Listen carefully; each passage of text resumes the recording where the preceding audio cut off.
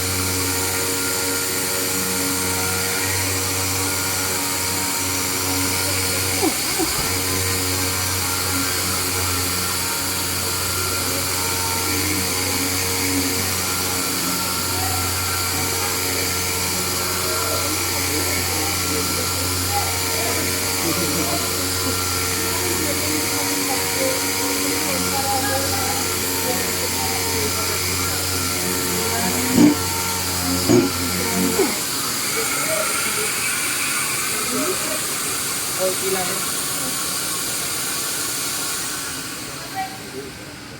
So wala na yung itim, wala na yung guide coat.